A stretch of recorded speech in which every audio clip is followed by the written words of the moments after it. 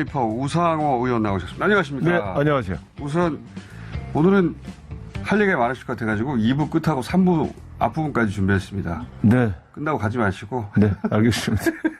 우선 충청 지역을 지켜봐야 된다. 여기서 판가름이 날 것이다라고 지난주에 말씀하셨는데 그 일반적으로 언론이 예측한 것보다는 차이가 많이 난 거 아닙니까? 이 정도면? 언론뿐만 아니라 이제 당의 여러 가지 전략적 관계자나 또 경험이 많았던 사람들이 다 예측한 것보다는 격차가 너무 많이 벌어졌습니다. 그러니까 그렇죠. 대전, 충남, 충북 다 합쳐서 누적 지지도 보면은 지금 54.7 대 29.7. 더블 스코어 이상. 그러니까 25% 정도 차이 났거든요. 예. 이 정도 차이는 사실은 예상보다 굉장히 큰 차이죠. 그러니까 제가 여론조사 전문가들한테 이제 어떤 선이냐, 10% 이내로 잡느냐, 아니면 두 자릿수로 넘어가느냐.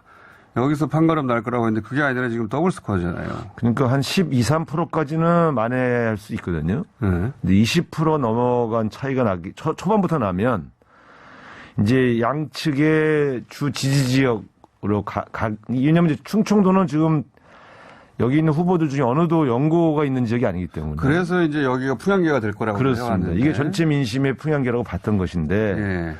지금 보시면 당원, 대의원, 그다음에 뭐 일반 여러 측면에서 거의 뭐 여러 형태의 투표에서 다 이재명 후보가 물론 격차의 차이는 좀 있습니다만 대의원에서는 이낙연 후보가 그 간격을 좁혔지만 근데 대의원 숫자는 얼마 안 되니까요. 그러니까 보통 이런 거거든요. 대의원에서는 이겼는데 당원에서 졌다. 혹은 당원에서는 이겼는데 대의원 졌다. 그래서 근데 그 차이가 크지 않다. 이런 경우에는 변수가 있는 거죠.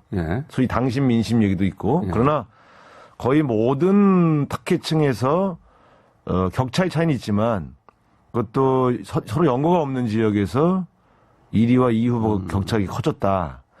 이거는 이제 상당한 대세론이 바닥에 형성되어 있는 게 아니냐. 그러니까 1위 후보의 본선 경쟁력이 지금 현재 우리 여권 지지층에게 가장 중요한 그 투표 기준이 되고 있다. 그러니까 도덕성이나 자질, 뭐 기타 이런 공약 이런 것도 다 보겠지만 본선의 경쟁력을 제일 크게 보고 있는 게 아니냐. 충청도 민심은 그렇게 드러났다. 저는 이제 이렇게 보고 있죠.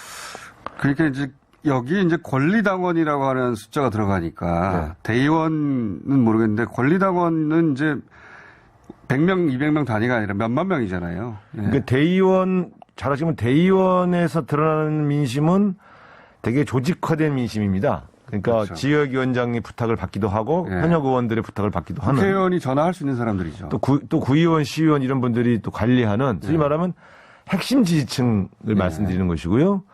지금 권리당원은 우리 당의 경우는 굉장히 넓습니다. 그 일반 민심에 가깝죠, 사실. 여기가 거의 여론조사 똑같이 나오는데 여기서 격차가 많이 벌어졌거든요. 크게 벌어졌어요. 이거는 지금 이제 상당히 지금 뒤지고 있는 후보들에게 전략 수정을 요구할 정도의 큰 격차다. 이렇게 보고 있습니다. 그래서 제가 이제 말씀드릴 때 충청권의 1차 투표 결과, 그 다음에 이제 1차 선거인단 투표가 공개되는 9월 12일. 이 두 개를 봤을 때 결선 투표 여부가 결정될 것이다. 이렇게 봤는데, 지금 1차에서 공개된 대전, 충남, 충북의 격차가 너무 벌어졌기 때문에 이게 1차 선거인단 투표에 반드시 영향을 미칩니다. 그렇죠. 그러니까 특히 권리당원 투표라는 것이 이제 그 전체적인 민심 여론조사 결과들을 반영하기 때문에 이 권리당원 투표 결과와 1차 선거인단 투표 결과가 유사할 가능성이 매우 큽니다. 그게 결국은 최근에 한 ARS 조사들하고 거의 비슷해요. 최근에 ARS 조사들이 대부분 이제 이재명 지사가 50% 이상 민당 후보군 중에는 그 득표하는 것으로 여론조사가 나왔었거든요. 그 결과 수치가 거의 비슷합니다, 지금. 이렇게 봐야 될 것 같습니다. 이제 아직은 좀 더 남은 투표 결과. 그러니까 바로미터가 되는 게 대전, 충남, 충북 투표 결과. 그 다음에 9월 12일에 1차 선거인단 투표 결과, 그 다음에 사실은 이제 호남 왜냐하면 지금 2, 3위 후보가 호남 후보이기 때문에 전남, 전북, 광주의 투표 결과까지를 봐야 이제 최종적으로 어떤 흐름이 잡힐 텐데 예, 초반에 이 격차 벌어진 것을 보면요. 여기에 드러난 이제 이 판단은 원래대로 하면 그 1위와 2위 후보가 한 12% 정도에서 15% 정도의 여론조사 결과 차이가 평균적으로 있다고 저희는 보고 있거든요. 네. 그런데 그러면 부동층, 소위 여론조사에 답하지 않았던 한 40% 넘는 그러한 3부에 이어가겠습니다. 2부에 이어서 무상호 의원과 얘기 나눠보겠습니다. 그래서 다음 주말쯤이면 소위 이제 슈퍼위크라고 부르는 민주당 네. 경선의 1차 경선 국민참여인단의 투표 결과가 나오지 않습니까? 네. 이때 이제 판가름이 날 것이다 라고들 전망을 하는데. 네, 그러니까 조직이 세다. 뭐 이런 것도 큰 흐름에서 그렇게 크게 의미가 크지 않다. 이런 것이 확인된 거고요. 두 번째는 중립지대에 있던 분들이 네. 밴드웨건 현상이 생겨서 본선 경쟁력이 제일 강한 후보 쪽으로 좀 몰리고 있는 현상이 이번 대전 충청 지역의 경선에서 드러난 것이죠. 그래서 지금 결과적으로 보면 이낙연 후보의 네거티브 전술이 패착이었다는 게 드러난 겁니다. 지금은 전략 수정을 할 때다. 이렇게 봐야죠. 지금 전략 수정을 해서 광주에서 따라잡는다든가. 그러니까 목표는 지금 바로 전략 수정을 해서 9월 12일까지 효과를 보기는 쉽지는 않지만 예. 적어도 호남 지역의 선거에서는 효과를 볼 수 있는 전략을 지금부터 수립을 해야 될 겁니다. 예. 추석 원전인데 그때가. 자, 그리고 이제 국민의힘으로 넘어가 보겠습니다. 국민의힘은 경선룰은 대체로 합의했는데 이제 최종으로는 경쟁력 문구를 마지막에 넣자. 네. 이 경쟁력 문구 요거 가지고 또 싸우게 되는데 보통은. 그러니까 보통 이게 이제 항상 그 후보 단일화할 때도 이게 이제 항상 논쟁이 네, 되는데 마지막에 결국 어떻게 귀결되는가만 보시면 됩니다. 적합도 조사한 거랑 네. 경쟁력 조사한 거를 두 개를 해서 결국은 합쳐서 평균 내는 쪽으로 항상 합의가 되어 왔고 정리가 되어 왔습니다. 경쟁력이나 적합도. 근데 이번에는 이제 경쟁력 지수를 추가한 것이죠. 경쟁력만으로 한다고 합의되는 건 아니지 않습니까? 그런 측면에서 본다면 제가 볼 땐 제일 합리적인 게 적합도 조사도 하고 경쟁력 조사도 해서 두 개의 여론조사를 해본 다음에 그걸 합쳐서 평균 내는 것이 가장 무난하고 정치권에서 그건 늘 일종의 하나의 관행으로 자리 잡은 것이죠. 경쟁력으로 하냐 적합도로 하냐 항상 부딪혔다가 마지막에는 합친다? 그렇습니다. 왜냐하면 경쟁력 조사냐 적합도 조사냐는 우열이 확 드러납니다. 그러니까 그 두 개를 가지고 평균 내자 그래야 뭐 거기서 합의가 이루어질 수 있죠. 여기서 이제 한 번 더 추석 할 텐데 그건 아직 시간이 좀 남았으니까. 그렇죠. 예, 요거는 이제 9월 말이나 10월쯤에 있을 일인 것 같고.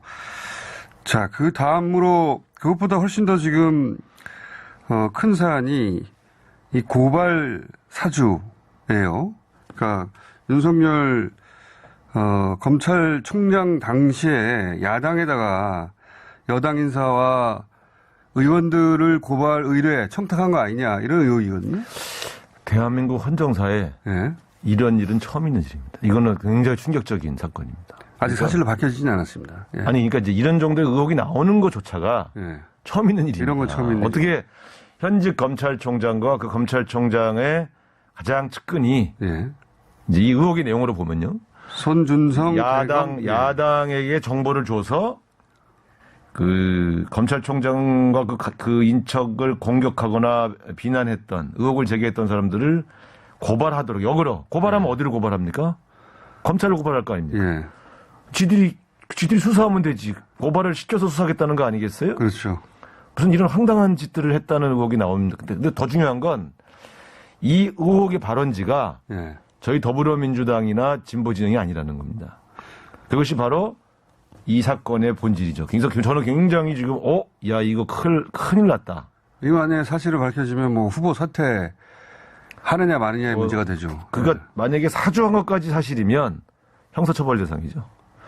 근데 그래서 제가 이게 굉장히 심각한 사건이라고 보는 거고요. 이게 완전히 정치 생명을 건 진검승부로 가겠구나. 근데 잘 보시면 알겠지만 이 문제를 폭로한 그 매체 뉴스버스라는 매체의 이진동 기자는 조선일보 기자 출신이면서 소위 보수 정당에서 국회의원을 하려고 시도했던 분입니다. 그런 전력이 있죠. 제 대학 후배이기도 하고 잘합니다. 아, 그래요?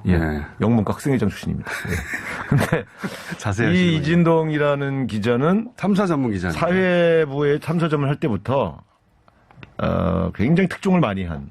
그러니까요. 한 번 물면 안 논다 그래서 독사로 불렸던 친구인데 이 친구 다시 말씀드리면 이 사람은 자기가 늘 공격받을 거를 대비해서 정확한 팩트 취재를 하는 것으로 유명한 데다가 두 번째 이 사람의 주 기반은 보수 세력이다. 그런 측면에서 본다면 지금 그 내부로부터 상당히 신빙성 있는 자료들을 확보한 상태에서 터뜨렸을 것이다. 왜냐하면 그 검찰총장 출신의 윤석열 후보랑 싸운다는 거는 거의 뭐 그 목숨을 건 그런 도전 아니겠어요? 그런 측면에서 본다면 근거 없이 이런 보도를 하긴 하는 것은 쉽지 않다. 점에서 본다면 저는 아직 전체 전모의 증거를 다 확보는 못 봤습니다만 상당히 윤석열 후보에게 치명적인 일이 될 수 있겠다. 저는 이렇게 봅니다. 이게 이제 그 뉴스버스 측의 주장으로는 국민의힘 내부 관계자로부터 받았다는 거 아닙니까? 이 자료를. 그러니까 이게 보면 국민의힘 내부에서 나왔다 그러면 뭐 매우 구체적인 자료들을 확보하고 있다고 봐야죠. 그러면 이게 성격이 일종의 그 말이 사실이라는 전제하에 그러면 성격이 이게 내부 권력 투쟁인 거 아닙니까?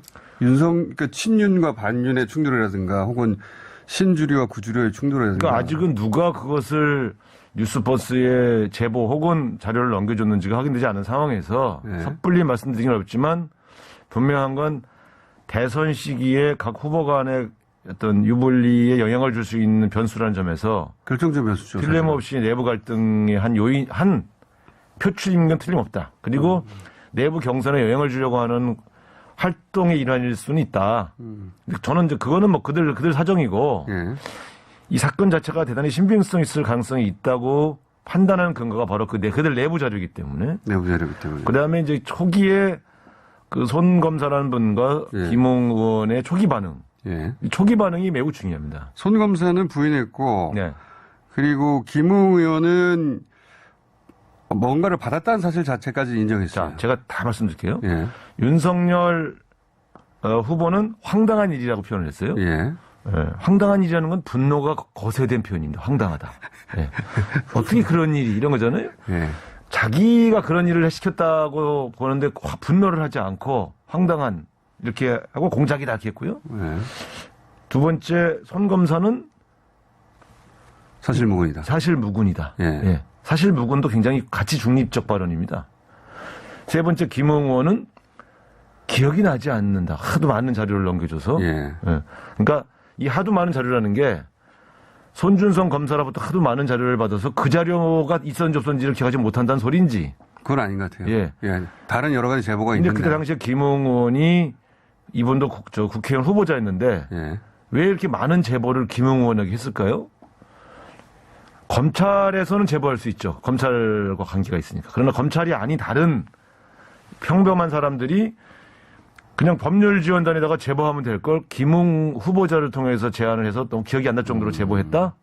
이것도 제가 볼 땐 어설픈 해명인데 문제는 이제 손 검사와 김웅 의원이 뭐 잠적이라고 하지만 어쨌든 연락을 끊고 좀 요즘에 언론이나 뭐 가까운 지인들로부터 연락을 끊고 좀 한 하루 이틀 사라졌지 않습니까? 그러니까 언론 레이더망에서 사라졌어요. 이런 일련의 행위들은 대단히 의심스러운 행적으로 보여지는 거죠. 왜냐하면 잘 알겠지만 제가 농지법 위반으로 의혹이 대상됐을 때 20분도 안 걸린 시간 안에 국회로 가서 기자실에서 막 이게 억울함을 토로하셨죠. 그러니까 저는 이 사안은 정말 관계가 없으면 바로 기자회견을 열어서 크게 분노하고 사실관계를 밝히지 않으면 가만 안 놔두겠다. 막 이렇게 폭발해야 할 사안인데 애매한 해명을 하면서 사라지고 그리고 이어서 지금 뉴스버스나 또 오늘도 뭐 일간지 조간자에 계속 후속 보도가 나오거든요. 저는 그렇게 심상치 않은 것 같은데요. 그래서 왜냐하면 이 잠적한다, 관계자들이 잠적하는 것은 아무래도 입을 맞추거나 증거를 인멸하기 위해서 숨는 경우가 많거든요. 여기서 증거라 하면 휴대폰인데, 대체로. 네. 휴대폰을 분신을 하시려고 하는 건가요?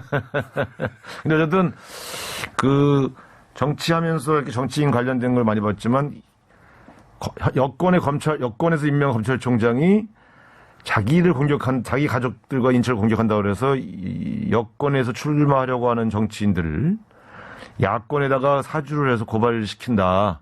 근데 결국은 그게 아무리 봐도 그런 기획을 하는 게 어설프지 않습니까?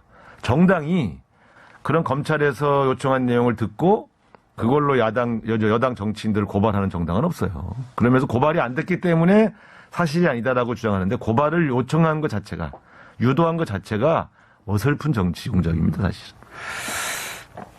사실 윤석열 당시 검찰총장과 한동훈 검사장만 포함됐다면 검찰의 어떤 충성심에서 나왔다고 할 수도 있을지 모르겠는데, 근데 여기 부인이 끼면서 이 성격이 그러면 이건 부인, 그러니까 총장과 부인을 위해서 네. 검찰 조직이 움직이는 게 되니까 이거는 질이 아주 나빠지는 거죠. 만약에 사실이면. 우리가 이제 흔히 이런 경우를 이제 과거 농단 이런 표현을 많이 썼던데, 어쨌든 제가 볼 때는 현직 검찰총장이 관련되어 있는 혹은 아주 굉장히 가까운 사이의 검사가 야당으로 넘어가서 출마하려고 하는 그 검사에게 정보를 줘서 여당 정치인을 고발하게 요청하고, 그리고 그 대상이 주로 검찰총장과 검찰총장의 부인이었다. 이런 사안은 전 세계에 그 유례가 없는 일이고, 저는 어쨌든 이거는 진실을 좀 밝혀야 된다. 그리고 여기에 관련되어 있는 사람들이 혐의가 사실로 확인될 경우에는 이런 행위를 근절하지 않고 어떻게 검찰을 바꾸겠어요? 자, 민주당에서 뭐 아는 사실은 없습니까? 관련해서? 네. 제가 이 정도 모르면 우리 더불어민주당 쪽의 일이 아니고 저쪽 식구들 일인데, 어쨌든 윤석열 총장이 그래서 우리한테 화를 낼 문제가 아닙니다. 적어도 이 문제를 가지고 추미애 후보를 끌어들일 문제도 아니고요. 추미애 사단의 공작이라는 표현. 아이고, 제가 볼 때 택도 없는 소리고, 그쪽 경선에서 누가 이런 이 결과를 영향을 미치기 위해서 그러고 있는지 잘 좀 찾아보시라고. 제가 볼 때 그쪽 당 정치가 얼마나 심각한데 그렇게 단순하지 않습니다. 그쪽. 네. 한 가지만 여쭤보겠습니다. 네. 최근에 보수 진영의 이제 후보분들 중에 홍준표 후보가 지금 5주 연속 각종 여론조사의 상승세예요. 또 어제는 어떤 여론조사에 따르면 홍준표 후보가 보수분 중에 처음으로 1위를 했다는 조사까지 나왔어요. 네. 계속 이어집니까? 저는 이 윤석열 이 후보 관련된 이 의혹의 결과 여부에 따라서 순위가 바뀐다고 보는데요. 저는 어쨌든 신증상 이 초기의 이 현상을 보면 이것이 사실로 확인될 가능성이 매우 높아졌다, 저는 이렇게 느끼면서, 그러면 홍준표 후보가 저쪽 당의 1위로 등극할 날이 멀지 않았다, 이렇게 봅니다. 최종도 그렇게 보십니까? 그거는 이제 만일에 윤석열 후보의 지지율이 급격하게 빠져서 그 지지층이 어떻게 옮겨가는지는 좀 더 지켜봐야 되겠지만, 윤석열, 홍준표 두 분의 순위 싸움만 놓고 본다면 지금은 홍준표 후보가 유리한 국면으로 접어들었다, 이렇게 보고 있죠. 지금은 최소한. 네. 앞으로 이제 윤석열 캠프가 어떻게 대응하는지에 따라, 왜냐면은 압도적으로 불리해 보이는데, 근데 그거를 또 딛고 넘어서는 후보들이 간혹 나오긴 해요. 그렇죠. 그러면 이건 또 신화가 되는 거죠. 오히려 이런 위기가 기회가 될 수 있죠. 정치는 그런 게 그러나 그러기에는 이 사건이 만만치 않아 보여요. 만만치는 이게 완전히 여기서 자기의 무죄를 입증해야만 그런 결과가 오는데, 그리고 이 사건이 여권의 공작이어야만 살아날 수 있는데, 제가 볼 때는 지금 저희 당은 전혀 관련된 바가 없기 때문에 그런 가능성은 매우 낮죠. 제가 이제 이 말씀을 드린 것은 이명박 후보도 못지않은 각종 의혹에 시달리긴 했는데, 그걸 다 어쨌든 이겨내고 대통령이 당선이 되긴 했었습니다. 그때는 물론 상대 민주당의 후보가 좀 약하긴 했지만. 그것도 그렇고 그분이 워낙 초현덕스럽게 거짓말을 하셔서. 초현덕스럽게. 진짠가? 저 말이 맞나? BBK가 저 사람 분께 아닌가? 막 그랬죠. 바스도 안 가봐. 막 이런 얘기가 돌 정도로 너무 진지하게 화를 내셨죠, 그분이. 예. 진지하게 오늘 여기까지 하겠습니다. 네. 우상호 의원이었습니다. 감사합니다. 네, 감사합니다.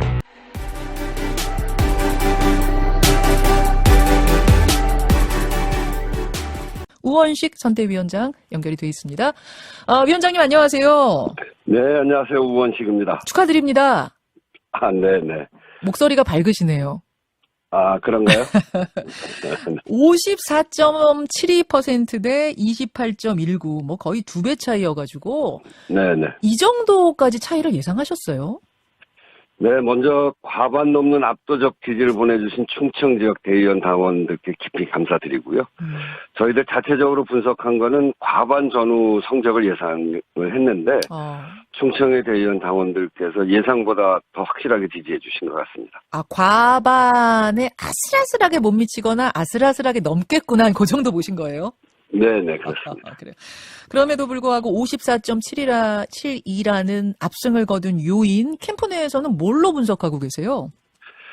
우선 이제 대의원 당원 동지들께서 본선에서 이길 수 있는 가장 경쟁력 있는 후보를 선택 기준으로 삼았다고 생각하고요.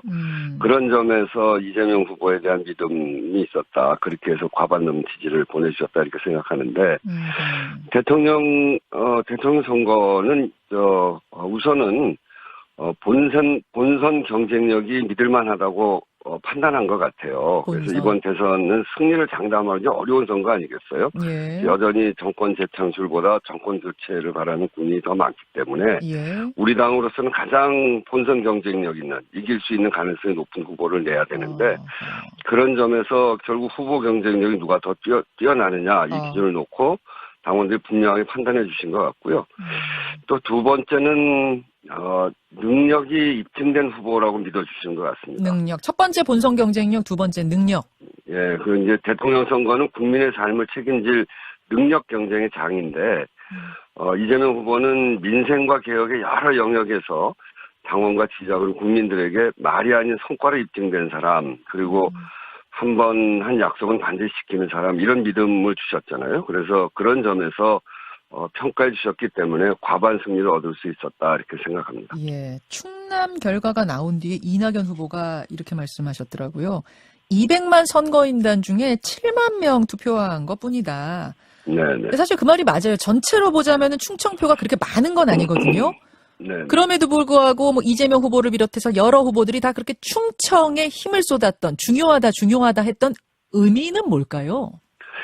충청도가 우선은 첫 번째 순회 경선인 만큼 이 첫 번째 순회 경선에서의 결과가 전체 기세, 분위기 그런 걸 가르는 선거거든요. 기세, 그런 점에 분위기. 그런 점에서 첫 번째 순회 경선이 중요했고요. 전에는 제주도부터 시작했을 때 제주도의 모든 후보들이 다 가서 또 노력하고 제주도 결과를 지켜봤던 그런 기억이 있는데 이번은 그게 충청이었던 거죠. 그래요.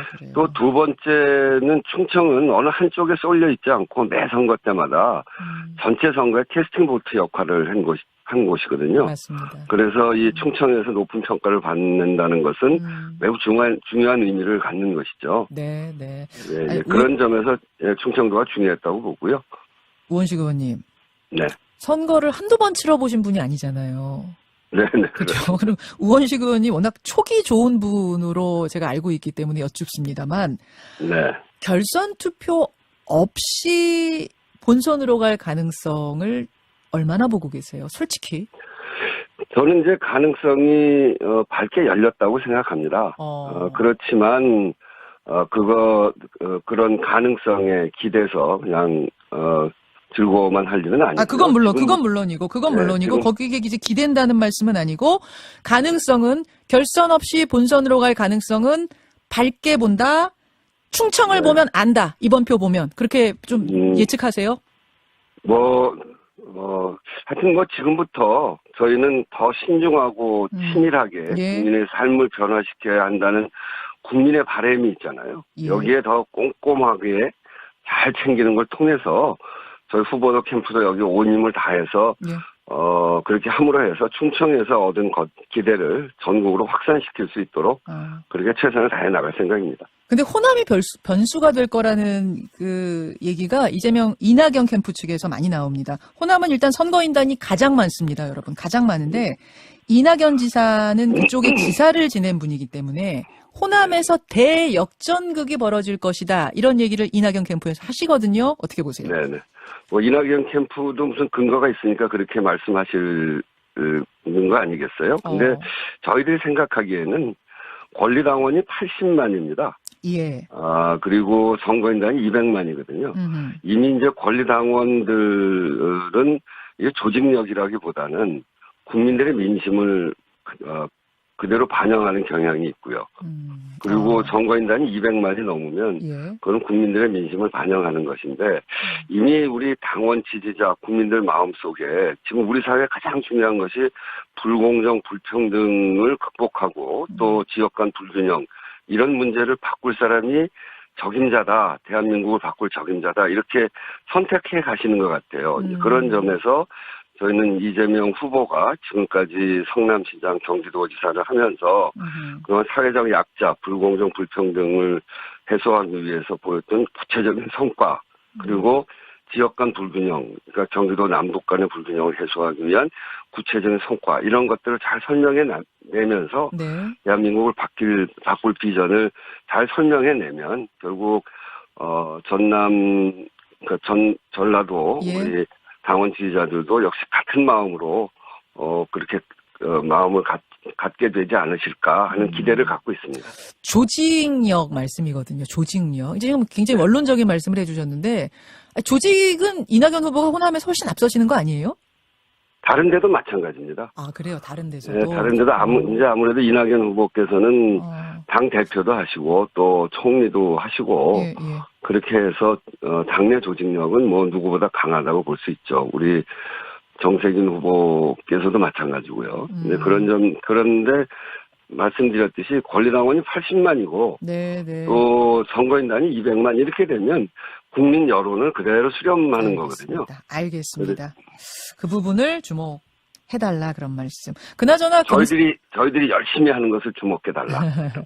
그나저나 경선 끝나고 이분들이 원팀이 될 수 있겠는가 이런 얘기들 많이 해요. 이미 지지자들 사이에 굉장히 갈등의 골이 깊어지고 감정적으로 많이 상해 있어서 이낙연 후보를 뽑는 분들이 이재명 후보를 나중에 뽑을 수 있겠는가. 또 이재명 후보를 지지하던 분들이 이낙연 후보를 뽑을 수 있겠는가. 이것이 그냥 막연한 우려가 아니라 여론조사로도 나오고 있더라고요. 어떻게 보십니까? 저희 민주당을 지지하는 분들 또 민주당을 사랑하는 분들은 이 문재인 정부가 잘 마지막 마무리를 하고 제대로 평가받고 그것을 잘 계승하고 또 국민의 삶을 변화시키는 개혁을 좀 더 해나가고 이것을 가장 바랄 것입니다. 그래서 저희 캠프뿐 아니라 다른 모든 후보들의 캠프가 또 후보들께서 본선 이후에 가장 중요한 선거 전략을 원팀이다 이렇게 확신하고 계실 거라고 생각합니다. 그런 점에서 이재명 후보는 네거티브 중단 선언과 또 손해를 보더라도 정책 중심 선거 기조를 변함없이 이어가고 있는데 그 이유가 바로 네거티브 공방이 원팀 기조를 깨트릴 수 있기 때문에 그것을 막기 위한 노력이고요. 또 당원과 지지자들 사이에 그 가장 큰 걱정 이것이 이런 네거티브가 서로 상처 주고 단결하지 못해서 결과적으로 본선 경쟁력이 악화되는 거 아니냐 이런 걱정 아니시겠어요? 그렇죠. 그래서 저희는 1차 투표에서 과반 투표로 이런 상처를 최소화시키는 일에 집중할 생각이고요. 그리고 우리 당원 지지자들도 거기에 같은 마음일 거라고 생각합니다. 그리고 세 번째는 제가 선대위원장 맡은 이유가 이재명 후보를 돕기 위해서도 있습니다만 경선 승리 후에 캠프별로 화학적 결합을 위해서 제가 할 역할이 있겠다 이런 생각을 해서 또 이 역할을 맡고 있습니다. 그냥 여러분 원팀입니다 호소하는 게 아니라 어떤 제스처 같은 것들이 액션이 있는 건가요? 그러면 누군가가 된 후에 이렇게 하자라는? 네, 하여튼 용광로 선대위를 만들어야 된다고 생각하고요. 그런 점에서 그것에 필요한 모든 고민들을 다 하고 있습니다. 알겠습니다. 한 시간이 한 1, 2분 정도 남았는데 국민의힘 관련된 질문 좀 드릴게요. 윤석열 네네. 후보가 검찰총장 당시에 대리 고발을 사주한 게 아니냐라는 의혹 지난주부터 불거지고 있는데 뭐 지금 조금 전에 나온 속보를 제가 확인하고 있습니다만 김웅 당시 후보의 텔레그램 방 한 장면이 캡처돼서 지금 나와 있네요. 확인하시면 방폭파라고 보낸 사람이 쓴 글인 거죠. 이게 하나 지금 캡처된 채 보도가 되고 있는 것 같은데 자세한 얘기는 제가 잠시 후에 조금 더 설명을 드릴 거고요. 돌아가는 상황 어떻게 보고 계세요? 네, 그게 사실이라면 묵과할 수 없는 명백한 정치 공작이고 국가의 검찰권은 사실상 사유에서 자행된 국기문란 사건이죠. 그 윤 총장이 전에 그 수사권 갖고 보복을 하면 깡패지 그게 검사냐 이런 말을 하고 있는데 이걸 이제 본인에게 물어야 할 판 아니겠습니까? 이 언론 보도대로라면 작년에 4월 총선을 앞두고 그 총장 오른팔이라는 대검 수사정보관이 자신의 동기 검사인 야당 총선 출마자한테 고발장 써주고 또 그래서 반대 인사 여러 명에 대한 고발 사주했다는 건데 더더군다나 자신이 통제할 수 있는 수사부서를 지정했다는 이야기까지 나오던데. 지금은 뭐 의혹입니다만 사실이라면이라는 거죠. 그렇죠. 그게 사실이라면 정말 이거는 정교하게 기획된 공작 행위죠. 그래서 이거는 있을 수 없는 일이고 엄정한 진상 규명이 있어야 되고 검찰뿐 아니라 공수처 수사까지 이루어져야 되는 일이다 이렇게 생각하고요. 검찰뿐 아니라 공수처가 나서서 수사를 해야 될 일이다. 네, 그렇습니다. 알겠습니다. 그리고 더더군다나 이 윤석열 총장이 지시해서 자신 가족들 정보를 수집했다고 하는데 이것도 참 검찰 사유화 의혹이 아닌가 이렇게 생각됩니다. 이렇게 되면 검찰 불신이 더욱 가중될 텐데 이런 점들에 대해서도 분명한 수사가 필요하다고 생각합니다. 예. 입장을 들었고요. 지금 뉴스버스가 보도한 조금 전에 발표한 후속 보도는 김웅 후보가 그 국민의힘 선대위에 보낸 SNS 캡처가 공개가 된 것이라고 하고요. 네. 이거 보면은 방폭파하라는 그 취지의 글은 김웅 당시 후보가 쓴 것으로 선대위에 보내면서 쓴 것으로 이렇게 보도는 말하고 있습니다. 자세한 내용은 제가 더 소개해드리도록 하죠. 우원식 선대위원장님 고맙습니다. 네, 감사합니다. 예, 민주당 이재명 캠프 우원식 선대위원장이었습니다.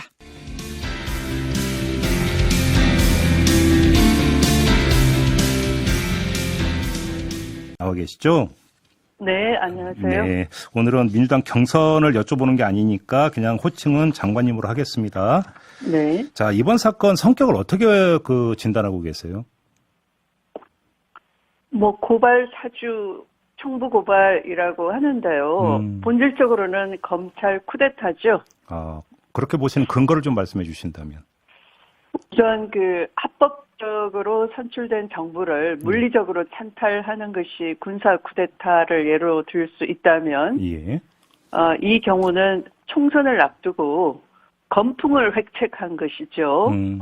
수사 정보를 수집하는 기능인 이른바 범정, 수사 정보 정책관실인데요. 예. 이 검찰총장의 눈과 귀라고 할 수 있습니다. 특히 서초동에는 이런 기능 때문에 모든 기업들이 CIO들을 파견하고 있다시피 합니다. 그런가요? 예. 네, 그래서 경제 범죄 관련 이 여러 가지들이 거기에 다 집중이 돼 있기 때문에 그런 수사 정보를 취합을 한 것을 가지고 수사 목적으로 활용을 해야 되는데 이 경우는 이른바 검찰총장 직권 비리 또는 가족 비리에 관한 정보를 수집하고 있었죠. 그래서 그런 조직을 사유화해서 이 불리한 것을 덮기 위해서 이 고소 고발을 사주한 거죠. 청부한 것이죠. 그렇게 됐다면 이제 총선을 앞두고 민의를 왜곡하는 것이고요. 마치 이제 청와대 핵심 인사가 부패를 저지르고 엄호를 한 것처럼 사건을 꾸며가지고 또 이를 수사하는 검찰총장 쪽을 탄압하는 것처럼 이렇게 모양새를 만든 거죠. 시나리오를 만든 거죠. 알겠습니다. 네, 이런 경우를 이제 연성 쿠데타라고 하고요. 네. 조용한 쿠데타이죠. 이런 그 사법 제도를 활용해서 이 민심을 교란시키는 것이니까요. 알겠습니다. 근데 윤석열 캠프에서는 네. 어떻게 그러니까 반박을 하고 있냐면 이건 추미애 사단의 정치 공작이라고 지금 주장을 하고 있는데 어떤 말씀 주시겠습니까? 무슨 제가 사단이 있습니까? 지금. 네. 저는 그 검찰과 인연이 전혀 없고요. 예. 판사 출신 정치인으로서 이 검찰 개혁은 뭐 일반 시민도 상당히 문제가 있다는 거 아는 거 아닙니까? 그러니까 뭐 저도 저의 사단이라고 하는 걸 들어봤더니 이정현 검사가 네. 저의 핵심 측근 이렇게 주장을 하더라고요. 네, 그렇게 얘기한 근거도 지난 12월에 이 징계위원회에 와서 증언을 하면서 예. 그 당시 채널A 사건은 어떤 기자가 죄수 측을 협박을 해서 검찰 안에는 내부 조력자 한동훈 검사장이 있고 그는 윤석열의 최측근이다. 네. 라고 했고요. 이정현 검사는 당시 그 사건을 수사 지휘를 했던 차장검사예요. 중앙지검에. 예. 그래서 3월 말에 이제 그게 MBC 보도로 폭로가 됐었는데 4월, 5월은 이 증거를 확보하는 이 수사의 골든타임인데 검찰총장이 이걸 인권부에 넘겨라 해서 수사를 못하게 네. 집요한 수사 방해를 해서 수사의 골든타임을 놓쳤다라고 했어요.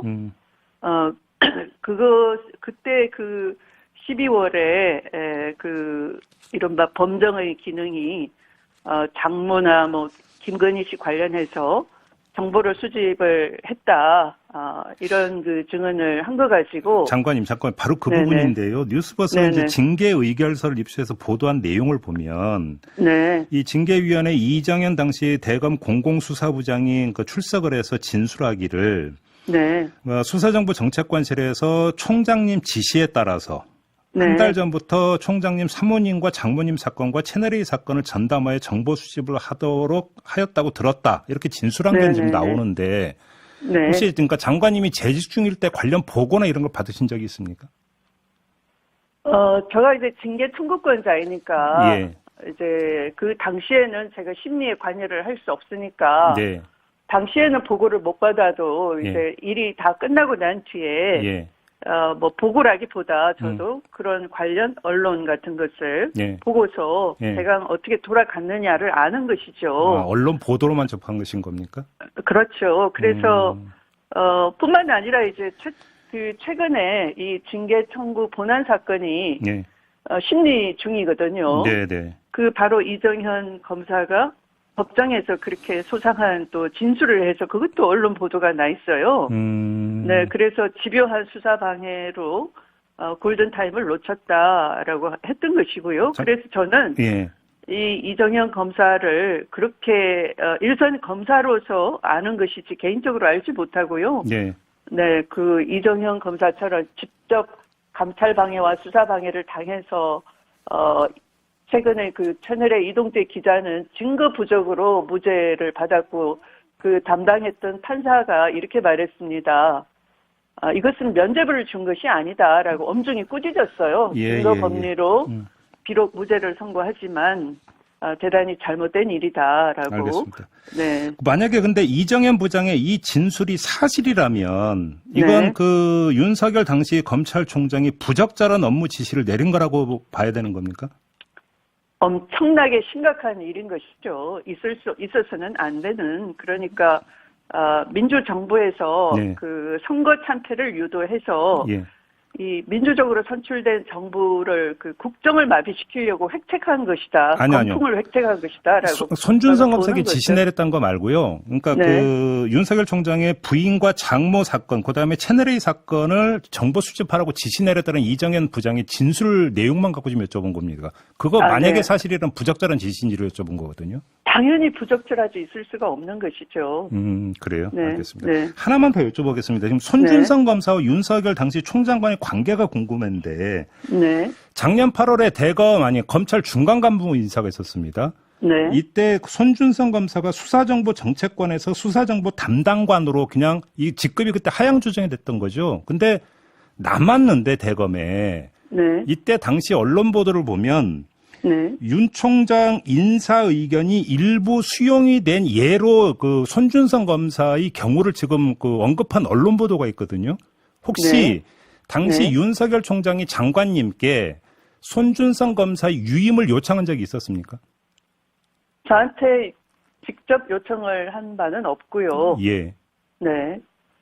그 당시 제가 그 상반기 인사에서 의견을 듣겠다라고 했더니, 예. 인사안 전체를 보여주기 전에는 의견 내지 않겠다라고 하고, 예.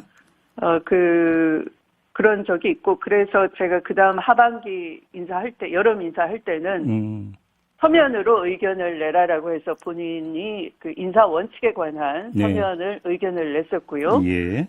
또 두 번째 구체적으로 그러면 인사에 대한 의견을 내라고 했을 때 또 의견을 낸 바가 있고요. 예. 네. 그러나 이제 법무부 장관으로서는 그 의견대로 하는 것이 아니고 전체적으로 적재적소 인사와 또 검찰 이 인사 혁신 취지, 인사 기조가 반영이 돼야 되기 때문에 그 하나하나를 총장이 말한다고 해서 들어줄 수는 없었던 것이고요. 그러면 윤 총장이 그때 인사 의견을 냈던 거에 손준성 유임 내용이 있었습니까? 그것은 지금 제가 말씀드릴 수 없고요. 아, 때가 되면 밝히겠습니다. 그러면 그때 그러니까 유임 의견이 있었는지 없었는지를 파악하고 있지만 지금 발언하기는 부적절하다 이런 말씀이십니까?